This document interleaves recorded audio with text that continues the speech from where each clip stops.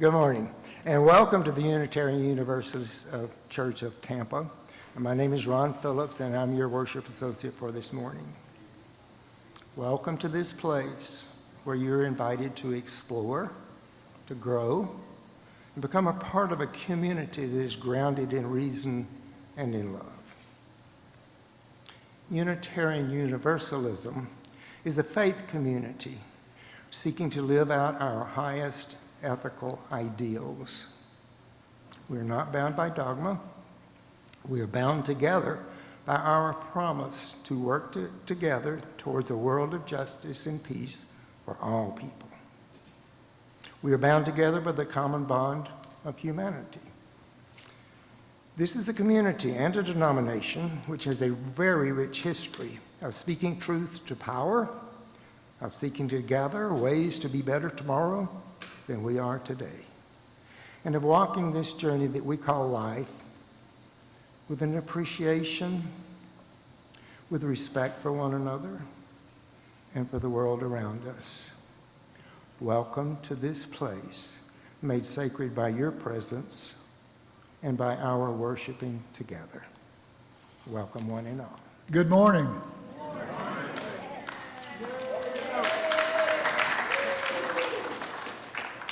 I once shut off my mouth about no applause, but I really think it's wonderful this morning. I'm Doak Mansfield. I'm your minister. I've been away for 5 weeks on sick leave, and 17 of those days were in the hospital. So if you want a critical review of Advent Health, I'll give it to you. They get an A from me. But we're here to seek out a home, an oasis, a community where we can grow and be what we need to grow and be. Many of us are from different backgrounds. Hopefully our diversity is broadening, and we've got a little bit of this, a little bit of that, a little bit of everything here. We have as our motto, you might turn on the back of your order of service for a minute, would you? There's a ascending or descending order there. Unitarian Universalists are big on words. We like to explain ourselves over and over and over again. But it comes down to these words on the pulpit. Could you say them for me? Care, learn, and act. Care means to be awake, to notice the wheelchair, the haltering walk, the bratty child. To learn means to be open, to listen to other ideas, to wonder what it might be for that other person to speak what they're talking about, what's informed them, who they listen to, who they're trying to get away from. And act, that means be creative. What's your response? You'll sit there, consider what the world needs, and find a place to do it. We light our chalice this morning. Ron will do the honors to acknowledge the search for truth, the power of hope, and the everlasting nature of love. Welcome. Now, I need to give some clarification here. Today's service is around the theme of what I learned at summer camp. No, I'm sorry. What I learned at summer in a hospital in Tampa, Florida. It's about the great mystery. It's about the journey of exploration that I did internally, and I guess externally too. Took a lot of blood, a lot of probing. You know the drill. So basically what I'm trying to present to you today is just a sampling of what that reckoning looks like. Who knows who Bob Dylan is? Well, he's of our era, isn't he? Well, he got religion once upon a time. 1979, he put out, "You've got to serve somebody." It's interesting what the scholars say about that piece. It's hard to read unbiased comments, you know? He lost his mind. What's he doing? He become a follower of Jesus. John Lennon was moved to give a retort. I wrote it down somewhere. Y'all know what it is. Believe in yourself. So let's listen to this rendition of Bob Dylan, "You've Got to Serve Somebody," because it's nearly a rap. It touches so much of human history. It's long, but my sermon's going to be shorter. I wish I could say I was there, but I wasn't. I've done a lot of study because I love history in all kinds of aspects of the human condition. I'm an amateur. I don't purport to be anything like an expert, but I'd love to discuss history. So I chose to be a minister some 51 years ago, and I never liked the role of pastor. It seems like that comes from the notion that you're a bunch of sheep, and I'm supposed to be the shepherd. But I like the role of parson. Parson was a different take on the Protestant understanding of what this stuff that I do and others do meant. A parson goes back to just simple Latin and English and all those mixes of language. The person who knows how to read. The person who knows how to read Latin. To interpret to, or Greek, to the people, the reality that's their world in literature, and the literature is the Bible. So the parson has an honorable place in understanding about the role in religious community, in spiritual community. See, I'm not a scientist. I've just been experienced on it. I've just been treated by scientists' fruits and their learnings. I've bored you with telling you about my heart transplant, but I'm pretty proud of that. I'm into my 16th year. And part of the reason I was in the hospital to figure out what that means after 16 years. The medicine that worked in 2010, 2015, 2000, you get it, is very different. So this little message here that we're going to see a slide on is called the Parson's Prayer to me. It was given by a friend of mine at a presentation of the Unitarian and Free Church annual meetings in the UK about, I think, 10 years ago. Art Lester is an American Unitarian Universalist minister who served in Britain for about 20 years. I had the good fortune of speaking in his congregation in Kensington. You know, Kensington Palace, where Diana lived and Prince Charles lived, is around the corner.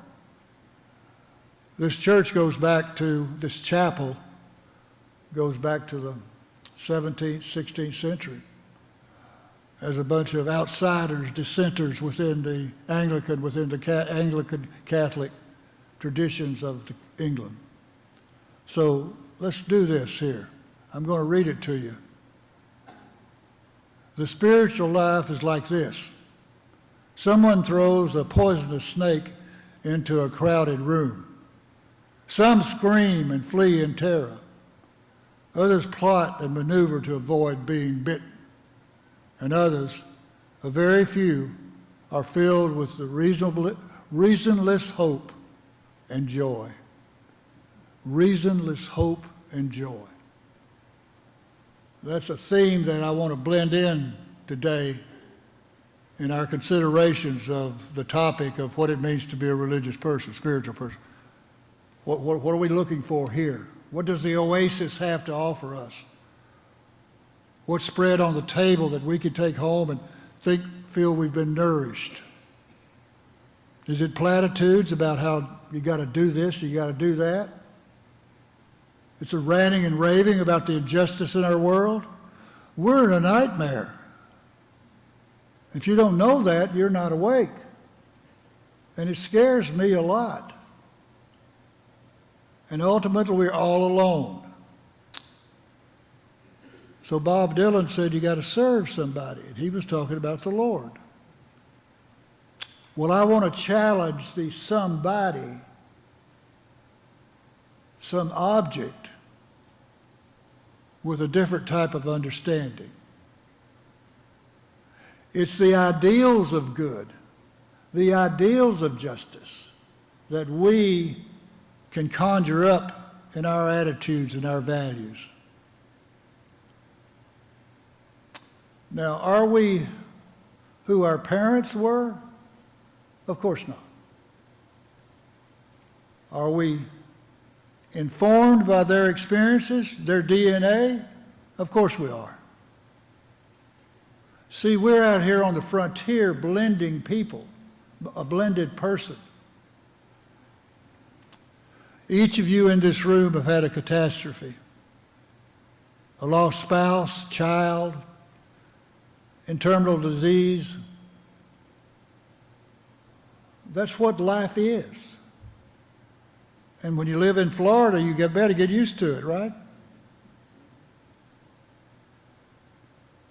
So what is there to offer people hope? Where do you find that? I found it right here. I found it on the floors of the hospital. I found it on people doing their jobs and not even seeing me. You been there? Someone who just talks, does their thing, it's like a script. And they bring you your medicine and they take your vitals. And how are you today? You're looking good. Nice to be here in the beautiful weather. You can't complain. I said, it's going to be hot again. They said, oh yeah, but it gets hotter. I say it's going to be cold again. Oh yeah, but it gets colder. That's what people from Michigan and Wisconsin say. Thank you for your support of this place and what we aspire to be. It takes a lot to make it work. We have, 2.5 staff members or 1.5 or, well, I'm not sure what 60% and 50% and 20% adds up to. Is it 100%? You see people around this room, you don't see them, they're not here. Karen Z worked up the slide for us.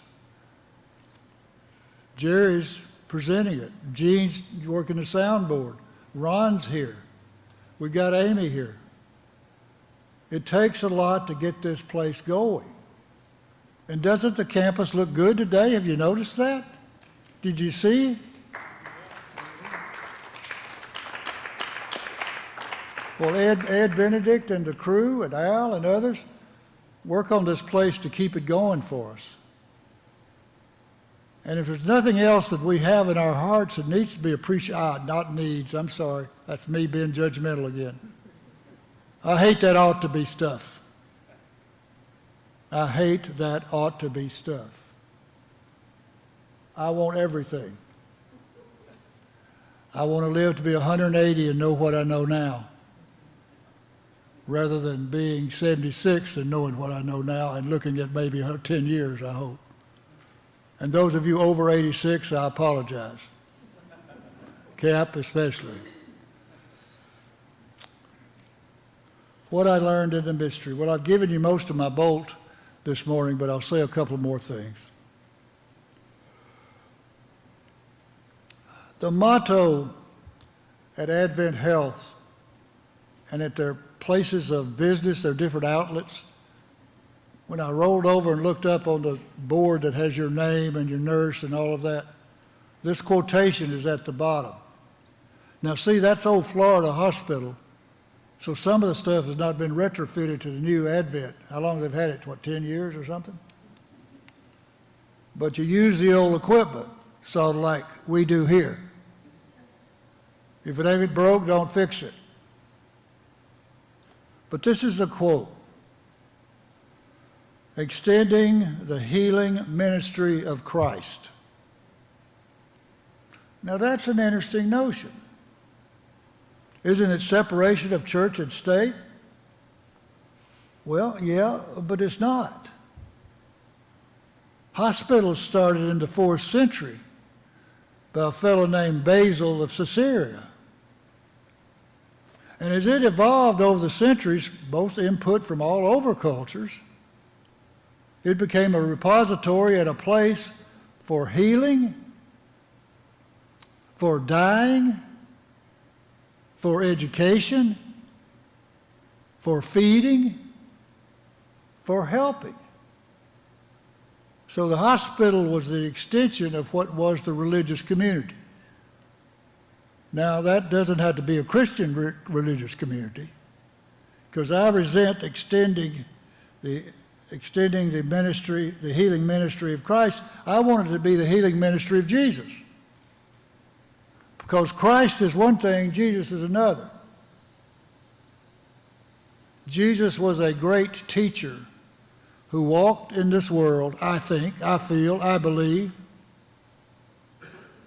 and brought a ragtag bunch of folks with him, the women being prominent in it, and you've heard me say this before, but they were written out because the men had the power to write them out. Well, time has changed, and what I've learned in the hospital is that the mystery is change. But I want to offer you one idea, that your creativity and human creativity will make it a heaven or make it a hell. Our creativity creates our gods. Silicon Valley has it. The Pentagon has it. You have yours. And we faced injustice, and we face problems, and we aren't who we thought we were, and we break people's hearts, and people restore our hearts. All speaking metaphysically here now. So the God you seek, or the oasis you long for, the nurture you hunger for, is what you need, what you can create. If you can't abide a proactive God, good. But don't deny the next person's right to have a proactive God. If you can't abide hypocrisy for people in high places wearing Jesus, praise Jesus on their arm, good for you. You've got instant insight. You've got wisdom. Hospitals are places of healing that are created by human beings to address the ills of life. And I'm happy about that.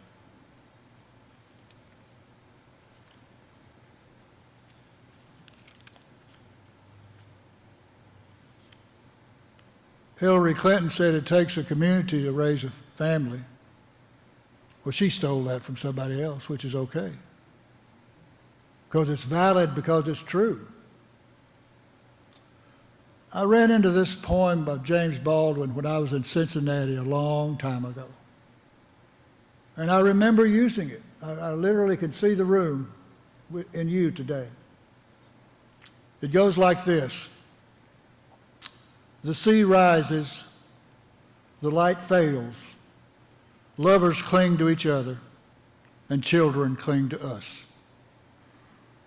The moment we cease to hold each other, the moment we break faith with one another, the sea engulfs us and the light goes out.